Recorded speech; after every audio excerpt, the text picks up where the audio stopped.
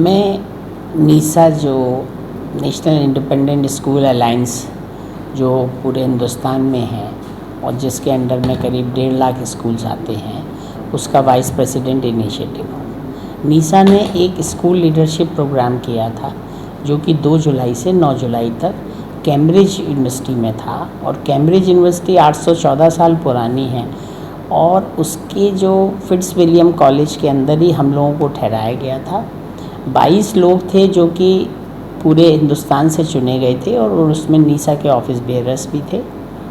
और वहाँ पे हम लोगों को पढ़ाया गया और बड़ा अच्छा लगता है कि अब 70 साल की उम्र में हमें पढ़ने को मिल रहा है और सीखने को और समझने को मिल रहा है। और कैम्ब्रिज यूनिवर्सिटी एक अपने आप में बहुत अलग चीज़ है। उसके अंदर 31 कॉलेज हैं और अगर आप नोबेल पुरस्कार की बात करें तो 14% का उनका शेयर है, जो कि अब तक नोबेल पुरस्कार कैम्ब्रिज यूनिवर्सिटी ही के लोगों ने जीता है।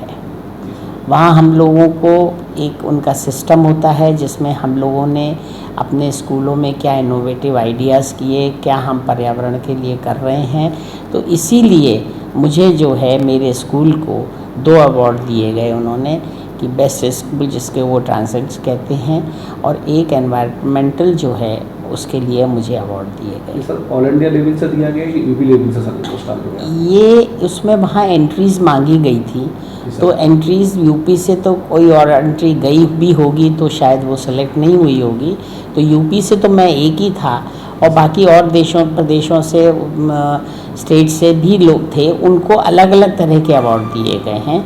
लेकिन पर्यावरण और अच्छे स्कूल के इनोवेटिव आइडियाज़ को सिर्फ मेरे ही स्कूल को मिला। सर शिक्षाविद होने के नाते सर क्या एक मैसेज देना चाहेंगे सर, जिससे शिक्षा के क्षेत्र से जुड़े हुए लोगों के लिए? मैं सिर्फ शिक्षा के क्षेत्र से कि सबसे पहले तो हमको 2 चीज़ों पे ज़्यादा ध्यान देना है। एक तो मॉरल वैल्यूज़ पे, अपने नैतिक मूल्यों पे, कि हमें अपनी मॉरल वैल्यूज़ को अच्छा रखना है, हमें अच्छे काम करने हैं, अच्छे आचरण करना है।